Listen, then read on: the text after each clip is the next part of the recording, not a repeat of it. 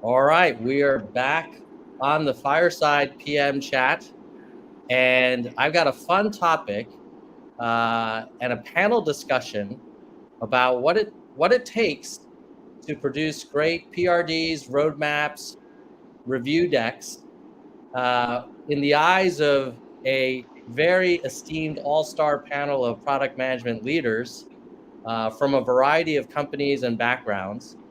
And then as a bonus question, we're going to, at the very end, talk about what are the common characteristics of an easy promo decision. But let's start with intros first, and I'll ask Ziad to start, and then we'll go to Arun, and then Satyajit, and then Eve. Ziad, why don't you introduce yourself? Yeah, hey Tom, honored to join you here, driving on the Seattle roads and multitasking. I'm currently at a company called Zembly. We're in the AI productivity space. Prior to that, I spent about 5 years at a company called Convoy, running product science design, and then spent a few years at Microsoft, and before that, two of my own startups. Welcome, Ziad. Great to have Thank you you. on. Arun. Hey, Tom. Thanks for having me. Hey, everyone. My name is Arun Ravi. I'm a Senior Director of PM at Microsoft in the Health AI group. Before this, I was at AWS in Health AI and was previously a startup founder and CEO. Excited to be here. Thanks, Arun. Satyajit. Hey, I'm Satyajit. I lead product and UX for a team that does applied AI within Google Research. And before that, I spent a whole bunch of time on Google Search as well as YouTube. Love it. Eve. Hi, Eve Phillips, Director of Product at Google as well on the Core ML team. Prior to this group, I was in one of Google's health teams and on Chrome OS before that. And like several of the other panelists, before my Google time, I was an entrepreneur and then also spent a little time in venture capital and private equity. Love it. What a great group we've got here. Let's start with PRDs. Product requirements documents for a lot of early career PMs seem to be something that causes some stress, and it seems like there is never one template for a company. Sometimes it differs by PA or even org or core team or whatever your tech lead prefers. Who wants to talk about some common mistakes you've seen made with PRDs and maybe things that you really appreciate when you're reviewing a PM's PRD? And maybe we'll take 2 or 3 for each of these questions, and then kind of get through all of them. Then we can have some open discussion as well. I'm going to call on people just so we can be more efficient. Ziad, since I know you're going to leave soon, we'll go with Ziad, and then I think maybe Satyajit unmuted, so we'll go with Ziad and Satyajit. Okay. Yeah, so PRDs, a couple of observations. I think one thing you said up front is that there isn't one flavor of them. There are many different ways to do it, across a company. I think generally that is the right thing. I think one of the mistakes I see people do is not use PRDs situationally. And so, the way you'd want to do it in an early stage product is probably much more lightweight, much more collaborative between, product design, engineering, where you're kind of co-creating the artifact, whiteboarding, writing things down. The way you do it at a later stage is you'd probably be much more anchored in, user metrics, data, because you have millions of users already using our product. You're not doing primary research. And so the approach just ends up being quite different because you're going off of, extensive market research data and other things. The other thing that I see in PRDs is that you really also want to adapt it to the kind of the strength of the team and who you're working with. In certain cases, you do need to create artifacts that are more end-to-end complete. In other cases, you are going to iterate and kind of co-create the features and product along the way together with your engineering and design counterparts. And so that's also going to influence how much work you do up front versus how much kind of continuous partnership there is. the most important thing I'm looking for in the PRDs is that they have a really strong anchor around the problem that's being solved for customers. That is, like, if that's missing and people are designing features without a very strong customer voice, then I get suspicious that it may not be the right thing we're building. A favorite question I like to have is, what could we cut here and still ship? If we had half the time, what would you cut out of here? That kind of sometimes helps focus the conversation, get some of the fluff out of the way. Thanks, Ziad. Satyajit? Yeah, I'll plus one everything that Ziad said. I'll say that, you asked for like most common mistake. I think the most common mistake that I see with PRDs is people like think of them as too precious and hold on to them for too long before soliciting feedback. Right? There's a lot of like, oh, let me go in my cave and perfect this, and then step one was off. I think there is a huge, like, every time I've been on a team where like we try to put in a template for the PRD, we sort of like about 30 seconds later, you hear like 30 reasons why that template is horrible. There are good reasons to have a template, because I think I see templates as a, hey, PMs on this team forget to talk about X sometimes. And so you add something to the template, but over time, like they just become sort of very unwieldy. So I think the biggest sort of, I think you have to be audience aware, even with PRDs, right? Like we sort of talk about the general assumption is you're writing the PRD for, your implementation team or your go-to-market team to understand what is being built, or like specking out what is to be built. But sometimes, PRDs become like half business case, half like artifact. And so sometimes they lose what, like you sort of have to have a clear sense of what your PRD is for. I once wrote a PRD sort of summarizing what 7 other PRDs were doing, because it was like a template PRD. It was the weirdest thing I did, but it was necessary because it gave people structure about like, hey, all these products, this is how they're connected.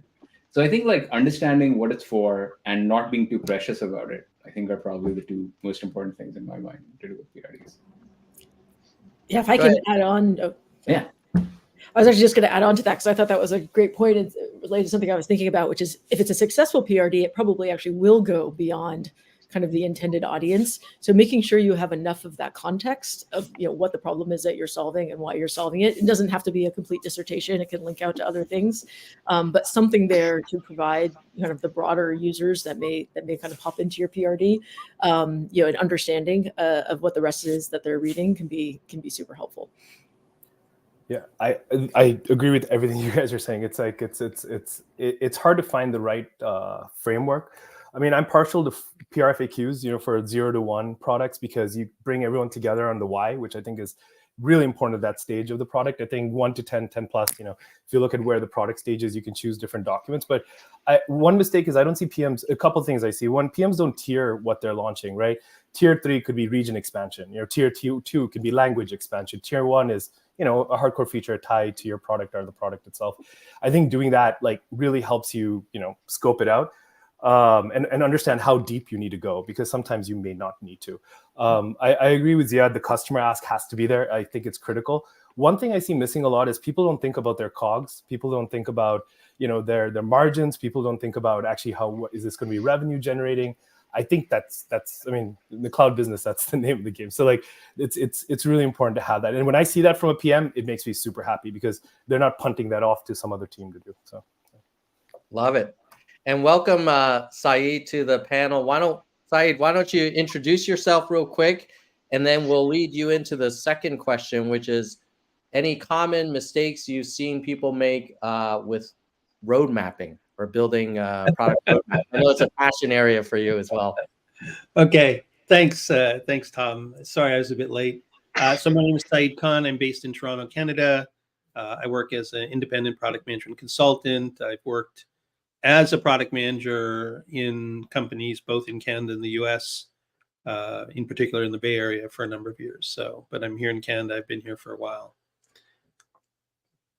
So should I go right into the question? Yeah, absolutely. Common mistakes with roadmaps. So not understanding what a roadmap is, confusing a roadmap with a plan, thinking a roadmap is a bunch of outputs that you're going to deliver. having no connection to strategy and objectives, focusing on deadlines and timeframes, and delivering what by when versus sort of bigger picture, bigger thinking. I mean, those are just the ones that come to mind right away. Let me ask you a quick follow-up. What would you define as what is and the purpose of a product roadmap? That's a great question. I think that's a question everyone should start with.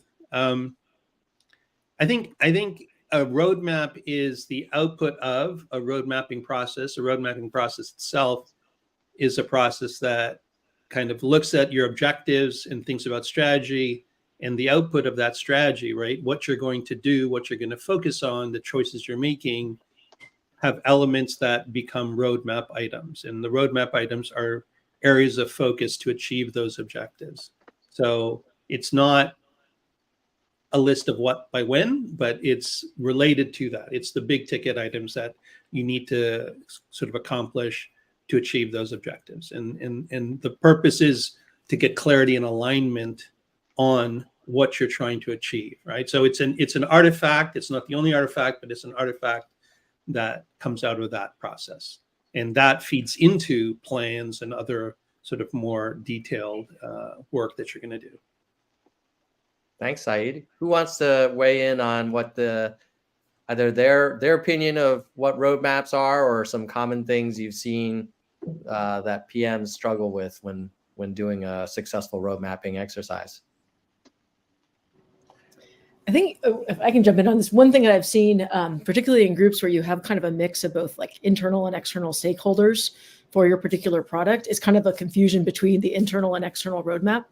And because there is obviously, particularly in larger organizations, a strong need for an internal roadmap to be able to, especially around building that alignment even internally, particularly if you're dependent on other products or other teams to get what it is you think you need to get done, but more importantly to inform what it is you think you need to get done. But then when you have a whole different set of requirements and expectations around a roadmap, you're going to show to third-party customers, and everyone who's worked in enterprise business is very well aware of that.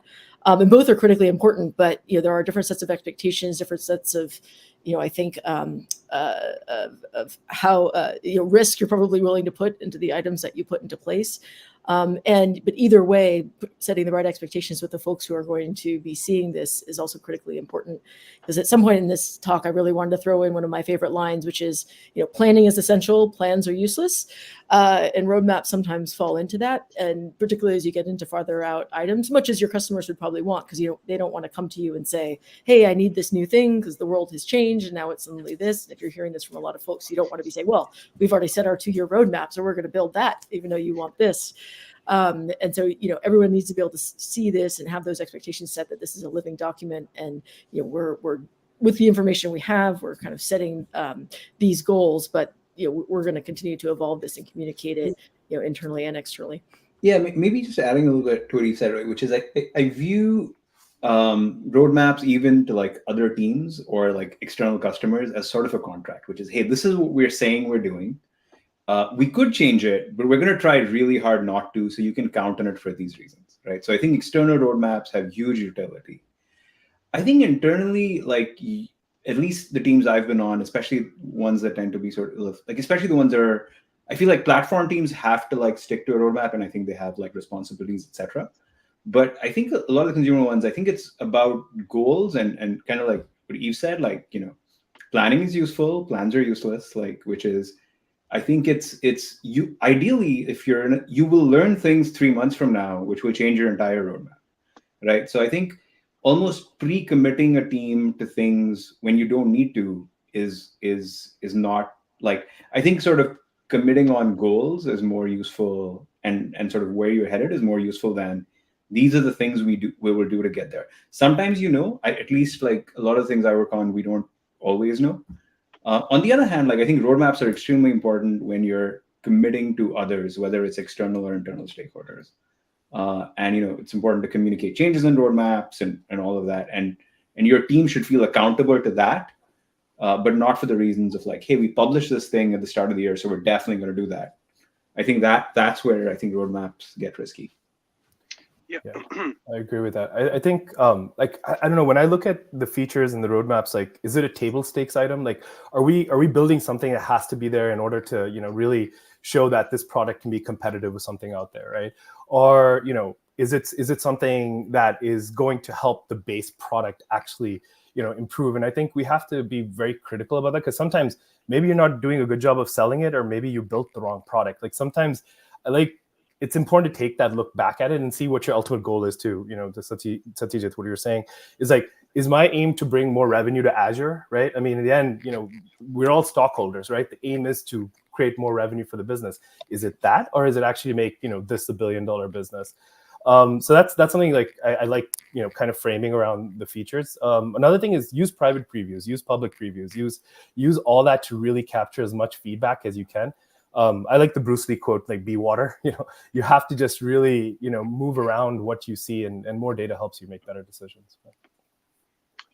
I would just add, you know, maybe from a slightly different angle, from a customer standpoint or from a marketing or sales standpoint, you can really only communicate like 2 or 3 new major things to your customers during any given cycle. And so the reality is that you want to make sure that you think back from what's the impact you're going to have with your customers. What's your sales team going to go say in front of your customers, or what are you going to say in your marketing? And then how are you going to back up that claim with something that's super compelling? That doesn't mean that you don't have to do a bunch of smaller features, but I think having that, you know, kind of thinking through the go-to-market process, whatever that is, if it's a, you know, consumer or B2B, and making sure that what you're developing is going to snap well into that. That's part of, I think, of the value of a PR FAQ process. It kind of forces you to do that, you know, at some level of granularity. That's a mistake I see, which is that sometimes there are lots of compelling features. You score those according to some, you know, scoring framework, and you arrive at a set of functionality, but it's not until the very end that you try to compose that into a market narrative, when in fact the market narrative should happen much earlier in the process. Awesome. We have some live chat questions about this one. Let me try and hit those, and we can kind of take each one. Raja Suba saying, well, how do you keep the plan up to date when the idea itself is evolving? Like you kind of publish this internal roadmap, let's say, that goes out a few quarters, and then you learn new things, and there's a new theme that wasn't even contemplated back, you know, in December when you published it.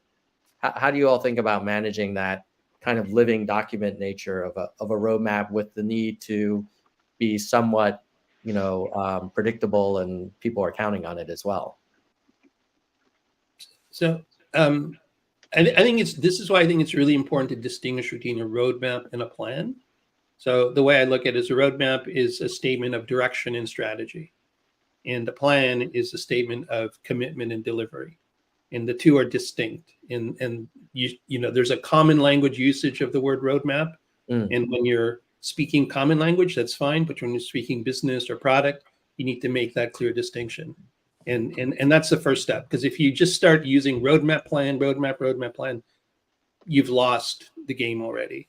I think to answer the question, how do you keep the plan up to date when the idea is evolving? Well, most plans should be shorter term, right? You're not making a plan for a year and sticking to it. So you have incremental kind of work you're doing, you're learning, and you're incrementing on the plan. So your roadmap, right, which has uncertainty, might be 12 months or 18 months or even longer, but your plan, what you're committing to and what you're, you know, really highly confident about, is probably a few months, and it might evolve, but you're not committing to long-term deliverables. I mean, it just doesn't make sense unless you've got, you know, sort of a lot of data and a lot of resources behind you. So I'll stop there. I think it's also how the idea is evolving, right? If it's evolving in your head, then, you know, you need to get more data, more, you know, customer feedback to see if it's working. I think that, like Ziad, like you said, the PRFAQ process is great for this, to be honest, because when you're at that initial stage, really figuring out the why and what you're doing, and working towards those goals. And you could change that, but as long as you're getting feedback from the market, or seeing maybe competitive based, whatever it is, I think that information needs to be there before you even do anything. Otherwise, it'll confuse your teams quite a bit as you're trying to develop the product. Yeah, maybe sort of actually, if I can jump in, just adding to a little bit of what both of you said, which is, I think the words are important here, because like when I hear roadmap, I automatically think publish document to the external world, right? Which is, and I think you're right, which is I don't think that's what it is. I think your internal roadmap should be all like your plan internally, like what you want to do, should always be super flexible, be able to like change with data and all of that stuff, right? Like I think that's sort of a thing for the team. Like you need to have a plan so that people know which direction you're going, but you should build a culture where, like, hey, when I have new information, I will change my plan, right?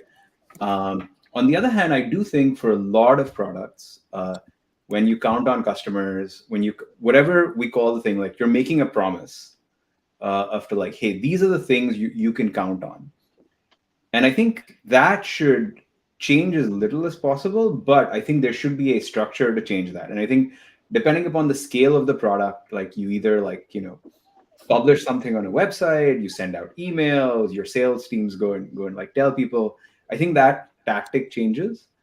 But I think like the risk is sometimes there's a natural aversion to change that, even when the right thing is to do it, because it's like hard, right? Like, and I think that's the thing that which is why I think, a lot of teams for Google for a very long time, there was an aversion to like publish plans, because you're like, we don't want people counting on it until they tell us they were counting on it, right? And so I think that's the downside of that. Ziad, I know you're going to have to leave in a few minutes. I want to ask you a related question, and then we the rest of the panel, we can follow on.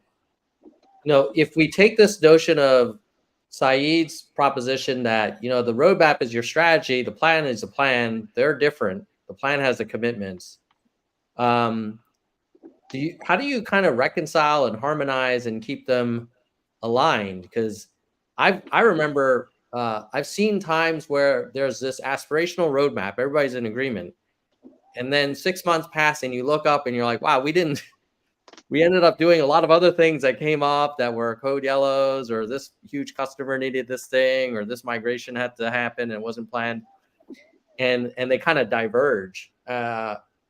Any thoughts from your perspective at Zembly? Do you guys have two different kind of documents, or how do you reconcile planning versus strategy? Yeah, I would say that first, I think the separation of external customer commitments versus other things on the roadmap is a good separation. You ideally do not want to tell customers something is happening and then disappoint them. So let's kind of set that piece aside. I think for most product teams, it probably depends what kind of product teams you have, but for most, if I generalize, they have flexibility. They're not committing their entire roadmap to customer work. So in that sense, I think there are good changes and there are bad changes to roadmap. There are good reasons to diverge from what you thought you were going to do at the beginning of the quarter or whatever time period and what you actually did, and there are bad reasons. Good reasons are that you found a smarter way to achieve your objective, or you found that something you shipped had tremendous value, so you're going to go spend more time and double down on that feature. And so you're going to exceed the outputs you wanted. They may be, straight metrics or customer adoption, it could be anything like that. Those are good reasons to diverge. Bad reasons to diverge is that, you're not running the team very well. You're distracting, there's context switching. You ended up doing a bunch of low value work and you lost sight of what was actually important for the team. And so I think that, the way I like to run teams is that on a periodic basis, most typically quarterly, we would do a review and try to learn, how did we execute? How did our outputs shape up relative to what we wanted? What did we learn? And based on that, how do we want to go course correct in terms of both the process we use to operate the teams and then, of course, the roadmap. And so it's kind of like I don't think you want to hold the team back from learning and changing direction. I think it can actually be a super healthy thing, and sticking to a bad plan when you have no information is a terrible thing. But you need to also build in place kind of the retrospective and kind of the conversation and coaching into the process. I think if you do both, it's one of the most powerful things you can do with your teams. Thanks, Ziad. Eve, I think you wanted to get in on this as well. I did, although I think I'm going to switch because you mentioned, Ziad, the retrospective, and I was thinking about that earlier, that's often something I would agree can be incredibly valuable to actually look back and see what you actually accomplished relative to the roadmap. And yet maybe you all have been in different organizations where this has been more successful, but frankly, very rarely done. There's always so much more to be thinking about looking forward. And yet you're just going to keep repeating the same mistakes if you actually don't put in some kind of more formalized process for also looking back. So I was just going to make a plug for those processes, whatever they are that make sense for your particular organization, but actually having some way of actually seeing what you did and kind of one of those, no blame, we're really just trying to learn here. What are we good at? What are we not so good at? Where have there been surprises, good or bad, that we maybe could be better prepared for going forward?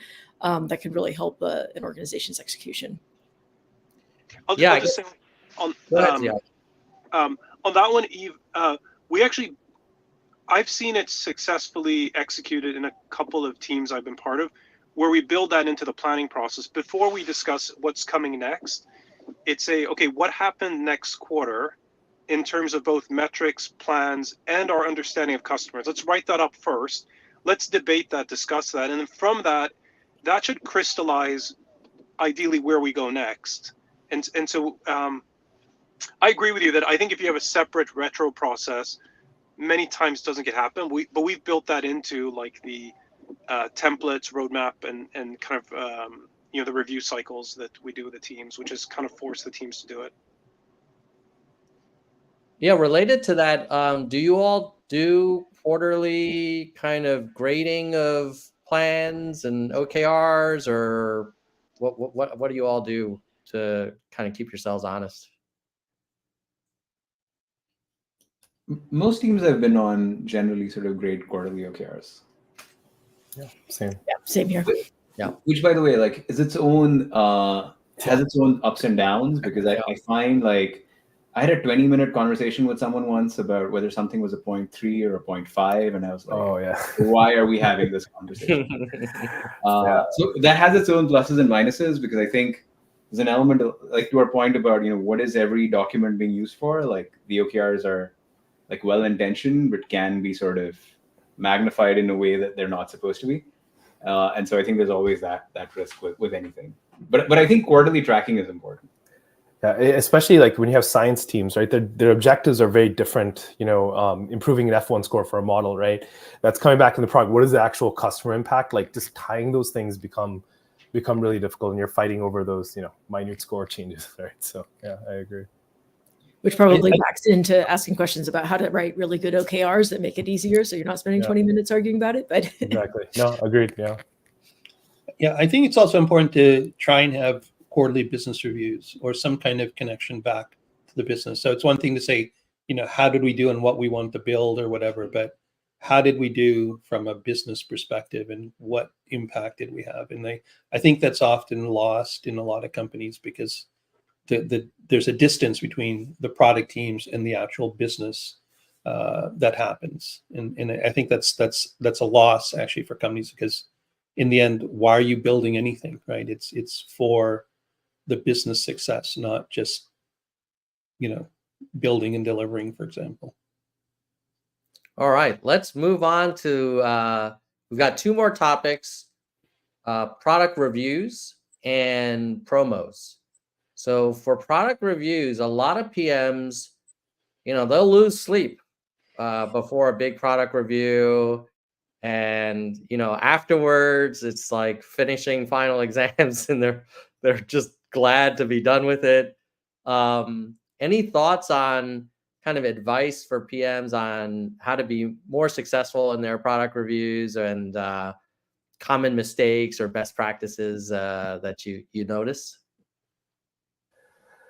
I mean, we try. It's hard because you don't want to over document things as well. But like you have weekly business reviews, you have a monthly, and then you have quarterly, right?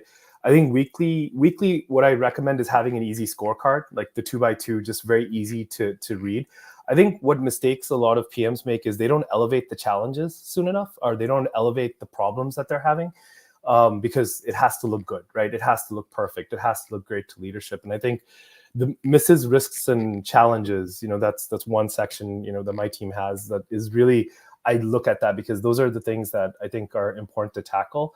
But I think, I like narratives. I'm most more written more than decks. I think using decks versus written, there's a big trade-off there, because you can really confuse the viewer in a deck with the data, and you really need to know your numbers. And those kind of things, like you can really just go into a very bad tangent on a graph if you don't have an idea of what's happening on a month-to-month basis. So, before you show anything, make sure you have all the information, or at least the people on the call that can answer it. Because that's why a lot of these meetings sometimes go sideways. But practice, it takes a lot of practice to get the right cadence with your team, and you'll make mistakes in the beginning, but if once it works, it can be really powerful. Thanks, Arun. Satyajit? Yeah, I was going to say, so what Arun described, I think, is sort of leads sort of reviewing like progress on a regular basis, right? Like, I think then that's one kind of review and a cadence to go through. I think the other kind of review I think about is typically when teams go to like sort of execs for some big decision, right? Mm-hmm.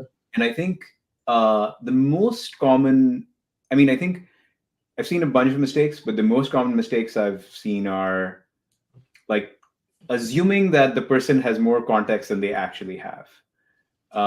Like I think sort of I think PMs very often have this tendency to want to show their work. So they sort of get in and like, look at all this thing I've done. And I think this notion of like what I generally tell people is just, prepare for a world that you never get past the first slide. So the thing that you want should be clearly stated with all the supporting data on the first slide, because there's a reasonable chance you never get past it. And I think beyond that, just sort of structuring your argument so that it is like, if you can get out of that meeting in 10 minutes, get out of that meeting in 10 minutes, right? Like with what you want. And so to me, that is probably the biggest thing. Simplify, distill up to the level of the person. Because generally that person sort of has dramatically lesser context than you. And then sort of anticipate the questions and all of that, but like that can be sort of later. So to me, I think generally the biggest mistake I see is not distilling it enough and not simplifying it enough. And also just sort of prepare for low attention spans. Like I agree with Arun, it's better if people read documents, but again, I think a lot of this varies with like team and sort of company culture. If it's a deck culture, like, and your decks aren't great, the people are going to lose attention, right? So I think sort of preparing for like low attention spans, making your arguments quickly is always like a good thing to do. Eve. Yeah, I'd agree with what was said. And I think my comments are more oriented towards those, quarterly or half yearly type reviews, is that's much of what we've done. But the thing I would add to that is like, do the pre-review. Because often the folks that are in the room and are kind of receiving the review, maybe several levels distant from wherever you are, and so to Satyajit's comment that they don't have the context, the pre-reviews with your manager or other kind of folks kind of in the middle can help you connect those dots of what you're saying and why it's important with the 100 versions of you that the people that are listening might be hearing on any given day, and so they need to figure out how to make that context, how to make it all make sense. And doing the pre-reviews can make sure that you've had that chance to do it, because I can tell you when they come in hot and nobody's really had a chance to read it or review it or make sure that's happening, those are the ones that are usually the most painful to sit through, because you're not getting out the information that people really need to get to the good discussion. And that's, I think, what everyone's trying to get to, and then get to some output that folks can then go act on. I'll add one thing to what you said, Eve, which is I think the goal should be to get the team in a position where they don't have to do pre-reviews, because I think where sort of, and this is a pet peeve of mine, which is I think where we waste a lot of time as large companies in particular, is when there's like, you have like 6 reviews before the review that really matters. And I sort of like rebel against that a little bit, which is, I was like, hey, even if that one review sort of goes slightly badly, if I think it's going to go really badly, yes, then let's have the 6 pre-reviews.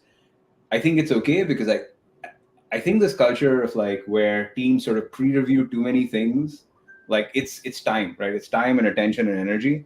So ideally, when like the thing I sort of try and get to is the team eventually you want them like after the first or maybe the second, you want them in a position where they're not like coming and doing a bunch of pre-reviews. They're in a position where they can go do that.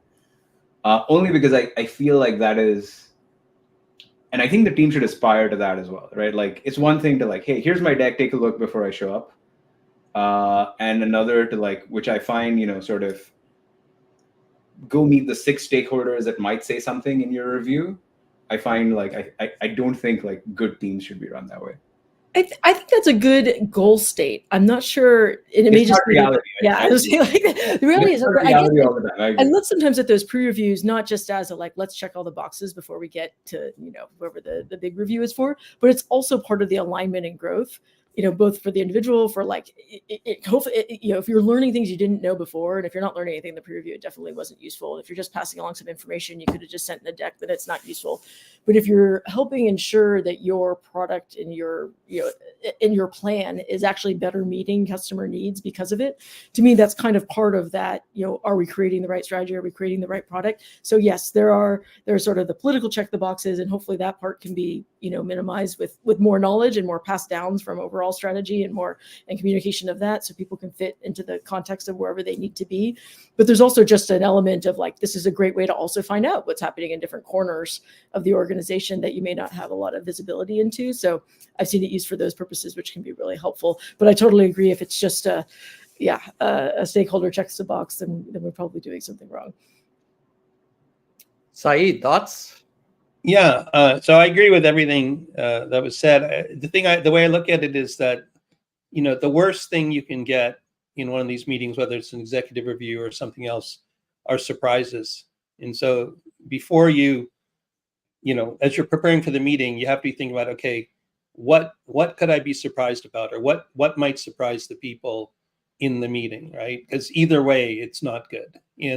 And part of that is understanding who they are. It's like one of those judging competitions. You have to know what the judges are interested in. Are they interested in the performance? Are they interested in your voice? Are they interested in what you're wearing, etc.? Like, you really have to know who the people in the room are going to be, and where their focus is going to be, and what they're looking for, what will they be looking for. And then you can prepare the no surprises kind of presentation for them. And then, if you have to do the pre-meeting, the meeting before the meeting, you do that. But one metric that I was told is when I had to go to these executive reviews was your performance was inversely proportional to the number of action items you got. So like if you only got 1 or 2, that was like a great performance review. And that's how you had a good one. But yeah, the no surprises thing is just you prepare and you talk to people, and you really have to understand, because every one of them is coming at it from a different perspective, with a different knowledge base and understanding. And you really want to talk to them. You don't want to talk about yourself or about your product. You want to talk to them about what they care about, and in a language that they understand, right? So I was actually talking to someone recently about this, and I said, do you know like what your executives are interested in? And they said, oh yeah, they want this and this and this. I said, but do you understand when they say revenue, what they mean by revenue? Or when they say customer, what they mean by customer? Because it's probably not the same thing that you understand. And then they're like, oh yeah, that's really, and they went and looked and found out that, yeah, like growth and customer and product were different for the executives than the way they were thinking about it. And so that's the kind of thing you really want to focus on. We have a live chat question. I think we kind of touched on this in terms of there are different kinds of product reviews. So Irina's asking, hey, what topics do you typically cover? I think we started off with Arun's weekly or kind of frequent status update product reviews, like cross-functional kind of meetings. And then there's these like high stakes every 6 or 12 months, like, we're going to ask for more resources, or we want to make a big pivot, or we need to make a big call, and then kind of everything in between. And then there's also the kinds of reviews where they're asked for from the top, and then they're just like, yeah, we want a review on this. And you're like, okay, which underscores, I think, Saeed's point about understanding why and what the purpose of the review is, and who the audience is, and what problem they're trying to solve. Almost like building a product, kind of focusing on the customer. Any other comments from you all on the various types of topics that come up in product reviews? I think the ones that come from above, without a lot of notice, sort of out of cadence, are like something happened somewhere, and you really got to know where that came from. So yeah, those are I would say the worst ones. But I think the other ones you mentioned, investment or change of plan or change of direction or something, are more common. And sort of going back to my QBR comment, this is where QBRs become really useful, because if you're in a regular cadence every quarter or even every 6 months, depending on your product, of going through and aligning and talking about these issues and raising concerns, you end up with fewer surprises, right? Because everyone is sort of in sync with what's going on or what needs to happen. All right. Well, that gives us to our final topic, which I'm glad we have some time to dig in, which is PM career growth and promotions. I think we've all been involved in evaluating other people's career kind of progression and weighing in on whether, so-and-so is ready to be promoted to level N+1. For those who maybe are still getting started in their PM career, or they've been in it, but they don't sit on a lot of promo committees and things, what goes on behind the scenes that you can share in terms of what a compelling promo candidate looks like, or what are some common characteristics of successful PM career growth that you've noticed? At least for me, I mean, they need to be operating at that next level for like a significant amount of time. Like, again, not years, but like 8 to 12 months. They have to be, kind of ticking the boxes. I mean, with the jump from senior to principal is always, the hardest jump to make, and at least in big tech. And the documentation around that becomes a lot more. Like, you have to get other stakeholders' feedback. You have to write about their impact, and the impact is, beyond internal, like externally, what have they done? They look at, because in the end, you're like, is it, at least in Microsoft, can this person become a partner, or can this person, reach this certain level? So I think operating at that next level is very important.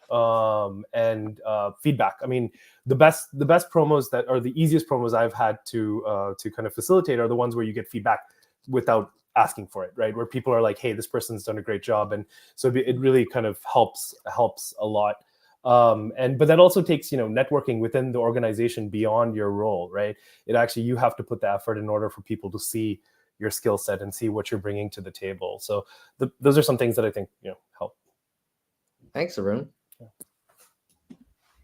Yeah, I think particularly in large companies where there is sort of a rubric designed to like promote you, I think sort of planning for that is useful. So I'll tell the story from many, many years ago where I was a relatively new manager. I was congratulating someone on my team who had just gotten promoted, and I hadn't finished congratulating this person, and they asked me, so if I want to get promoted again a year, what do I need to do? Right? And like the interesting thing for me there was, my first reaction was, can you wait for me to finish congratulating you first? But after that, I think there was this sense of, it was the first time, like I didn't have an answer ready to go, right? Which is, I didn't have if you do these things, because getting promoted in a year is really hard. So but I was like, all right, let me think about that. And, in a couple of days I told him, all right, it's hard, but these are the things that would need to happen in theory to get you promoted in a year, right? It didn't happen in a year, but it happened in a year and a half. But I think sort of planning for that, because then like you sort of have a path to that. Now, I don't recommend that path for most people. I don't think you should optimize careers and what you work on for promo. Like I think ideally in a well-running org, it's a side effect of you doing the work, not the goal. But I think if it matters to you, I think planning for it is super important. And there are different ways to like most companies sort of have a rubric on like, these are the things that you need to be true. I think increasingly you should think about, okay, who is making that decision, right? Like, is it what peers, like I think to Aaron's point about, it's about networking and sort of knowing who will win. If your work is easily understood by people, that's one story. If your work is harder to understand, that's another story. So I think you should have all that in mind. I mostly put that on managers though, right? Like I think it's the person's job to ask, and it's the manager's job to help you with that process. Eve, any thoughts on promos? Yeah, I mean, I think these have been great points that have been made. The one maybe I'll add, and is more, for the person trying to get promoted, is that another favorite saying that the things that got you there may not get you to the next level. And this becomes more and more true as you get more senior, at least I have found within kind of the product management ladder, however it's defined at different places. But as you sort of grow from kind of straight execution mode and being able to show you can handle more complex and nebulous things, but more into more of a managerial mode, or even more strategic, and having to take in a lot of other considerations beyond just kind of the core product side, but thinking a lot more about business and other things that may or may not, depending on, frankly, the organization that you're in your kind of earlier years. It's important to recognize that it's not just going to be doing more of the same, but it's going to be about maybe thinking about problems and really what your job is in a different way, and being open to that, and kind of being curious, which product managers are always good at, and embracing the newness of that. But then in connection with all of the kind of specific elements that folks have already mentioned here too. Thanks, Eve. Saeed, any thoughts from you on PM career growth and orgs that are trying to support PMs growing in their career, and how they best do that? Yeah, so I think you said a key thing, which is orgs trying to support PMs in their career. So some orgs actually do that. A lot of orgs don't. And certainly in smaller companies, and I'm not saying all small companies, but smaller, even mid-sized companies, there aren't really clear career paths, right? The distinction between PM, senior, principal, et cetera, isn't really well defined. And there aren't really growth plans for PMs. Like, how do you actually improve as a PM, right? Like, I'm going to go a little off topic very quickly, but I think onboarding of PMs is horrible in virtually every company. And so, you kind of come in, you start doing your job, whatever, but you're learning, like, you've got imposter syndrome for the longest period of time, but then getting to that next level, right? So as Arun said, that you're performing at that next level for a period of time. Well, how did you get to perform at that next level? Was your manager helping you perform? Were they giving you the guidance or the direction to make that, right? I think that's a challenge. And I think that companies, a lot of them, quite frankly, also don't understand what product management really is. And this is a whole separate topic, but there's a lot of product managers who work as delivery managers or work in more feature factory type of companies. So what's the growth path in that? So I think it's a big topic, but I think for the qualification you made, Tom, which I think is a good qualification, I do think that you need to have a good manager. You need to have a manager who really understands your strengths and your weaknesses, who's actively thinking about your career path, but you also have to advocate for that. You have to talk to them. You have to be explicit. You have to work the room, so to speak, to show that, yes, what you're doing is meaningful to the company. So it's a tough one, right? It's not just, hey, you did a good job, great, here's the promotion, right? You really have to think of, people have said this, right? Think of yourself as the product, and how are you going to take that product and move it to the next level? Love it. Why don't we wrap up with one final question for you all on this PM career growth stuff. And that is, when you reflect on your own career growth, what's one thing when you look back that you think, wow, that was really helpful to the growth of my career.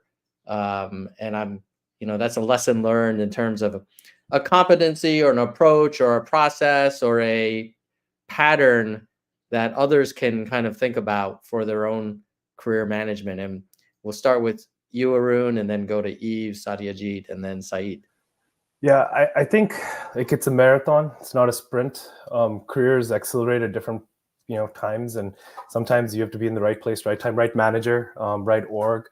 I think personally for me, going from a startup to AWS was really great because the leadership principles are what a startup CEO would probably agree with, and so it helped me transition, even though it was super scary. I had a lot of imposter syndrome, like dealing with a lot of things that I didn't know. I mean, reliability of the cloud was. I mean, you assume it, but you don't realize how much work goes into it, right? And so I think launching a service on AWS gave me kind of at least a framework to start with. And then you have to keep adapting it based on what you think is going to work. I mean, you can't like take exactly what they do and expect it to work in a different situation.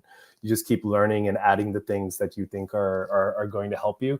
But one thing I'll say is network. You have to network a lot. You have to talk, learn, keep learning, growth mindset. Those things are, people talk about it, but it's very hard to implement as you kind of move on in your career. But if you keep doing that, you'll find yourself in a better position than what you were. So, Thanks, Arun. Eve? Yeah, so I think I spent probably my earliest career years, most of them as an investor and not as a PM. So I kind of missed a lot of the probably early lessons in blocking and tackling as a PM that might have been useful to me later. What I ended up picking up instead was just much more about thinking about the overall business and businesses that we were, potentially investing in, and where could you find discontinuous change, and where were are you looking at something that could actually have like some pretty significant impact, and pulling in all the pieces, not just the product, but the problems and the challenges, et cetera. The cogs, as was mentioned earlier, really you really have to look at the whole value chain and decide if this is something that's going to make sense or not. And I think that has really served me as a more senior PM, kind of later in my career. May not have helped me all that much if I'd gone kind of directly into product management earlier on, but as that role evolves and becomes much more holistic thinking across multiple functions, in fact, you're often thought of as the glue between a lot of these different functions. It's been very helpful to have that kind of overarching training to think about the businesses holistically, and just the exposure to lots of different types of folks doing lots of different interesting things. Thank you, Eve. Satyajit.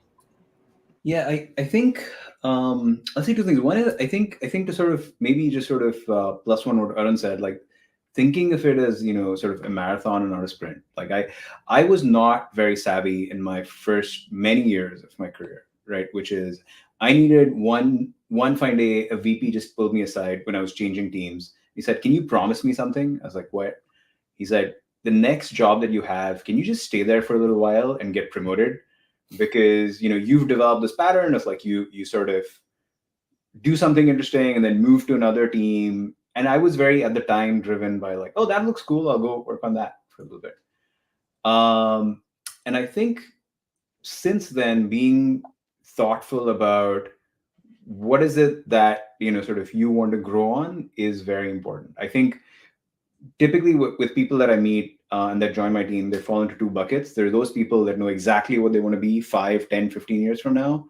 And there are people like me that don't have that strong a sense. But I think for people like me, it's useful to force us to think, what is the thing? How do I want to grow next year or for the next 2 years?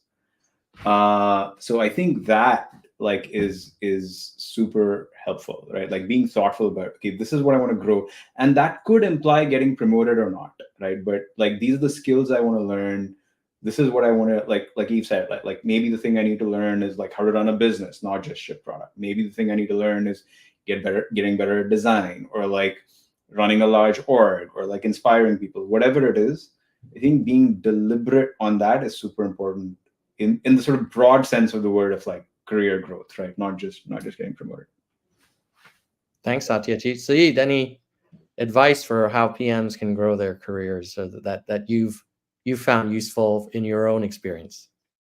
Yeah, I learned these all too late, but I'll share them anyway. So I think the first one is learn about managing up, and what does managing up really mean? Because that's something I didn't really learn for quite a while. And managing up really means, understanding what the objectives and the goals of those above you, including your boss, and then seeing how you can fit into that and help that and assist that, and then also framing whatever you're doing in the context that they're thinking about, right? So it's not just And it's not, doesn't mean kissing up or sucking up or anything like that. What it means really is understanding their context and communicating and working in a context that's meaningful to them. And it's not easy because you don't always know, right? There's things you don't see, but sort of being conscious of that and sort of working your way into that kind of mindset, I think, is really important. So it's not about you, right? It's about what you're doing with them or for them or around them. And I think the other one is particularly for product managers earlier in their career, is when you're interviewing, you're looking for a job, you're really looking for a great manager.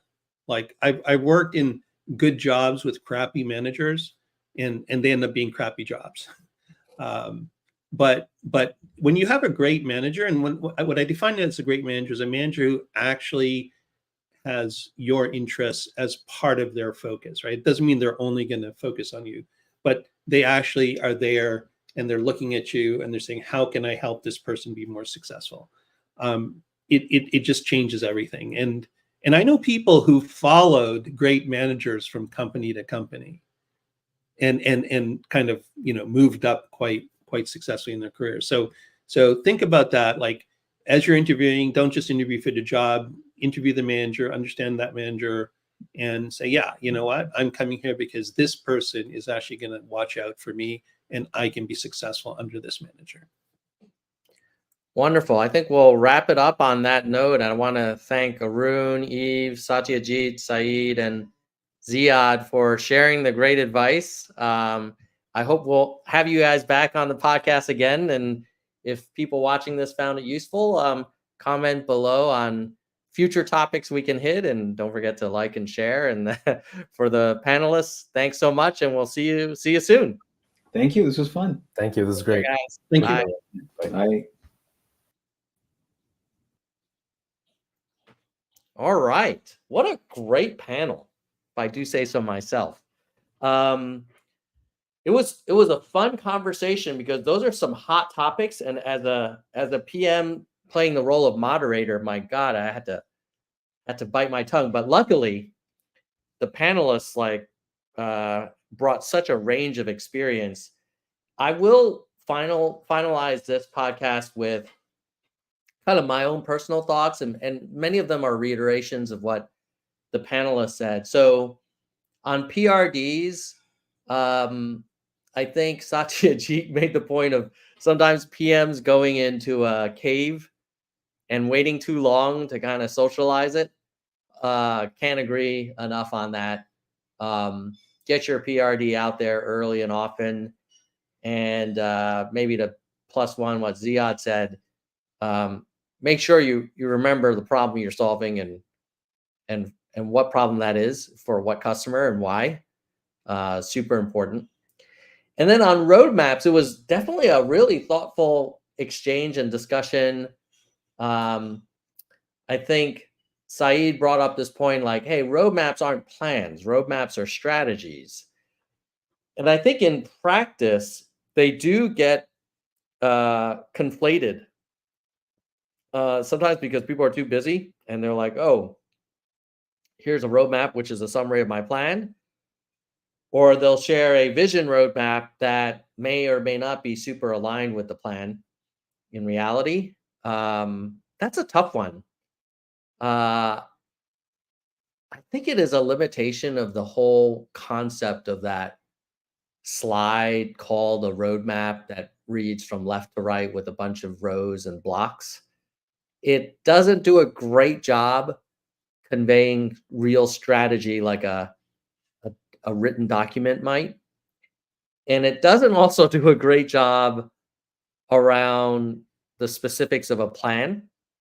So the most valuable elements of the traditional roadmap are probably the rightmost edge of those blocks, which is just like, oh, well, when are we going to get, block X? So yeah, I'd be curious to hear what your thoughts are on roadmaps. Do you see them as things like aspirational plans or aspirational visions, but the actual planning is in the quarterly OKR process? I think in reality that often happens. You know, there's like an annual planning process. You have this aspirational roadmap, these big themes. And then when you roll into each quarter, that's where the rubber hits the pavement. And part of your job is to make sure that the two are harmonized and kind of staying aligned. And then we talked about product reviews. I think it was a fun discussion between Eve and Satyajit on whether or not there should be ping ponging and pre-meeting and pre-wiring. I think I love the goal that Satyajit has around like, hey, we should have minimal pre-meetings. I agree with Eve that, yeah, if it's a pre-meeting just to kind of go over the same exact stuff multiple times, that's not a great pre-meeting. If it is a pre-meeting and after each pre-meeting, the plan and the proposal, the discussion is elevated to make the next one even more successful, then, you know, in some ways the pre-meetings is part of the process, is part of the planning. And then we talked about career growth.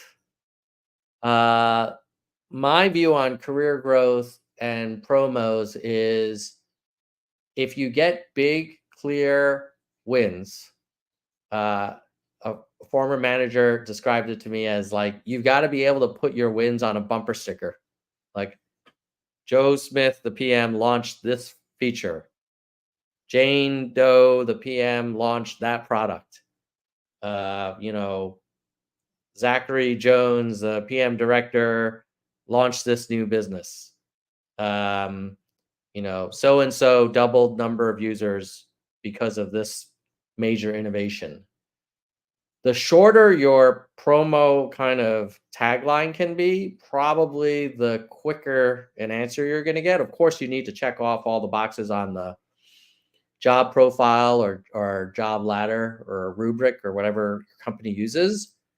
But people know like someone who had a big win when they see it. And if it's like, oh, it's this list of 20 different things they've done and all of them are kind of like medium, it can happen, but it's not nearly as easy of a case as, wow, they had this big win and they've checked off these other 19 boxes. Great. So hope this was useful to you all. And don't forget to like, share, and subscribe if you want more product management content. And if you want to learn about my coaching stuff, you can go to tomleungcoaching.com. See you later.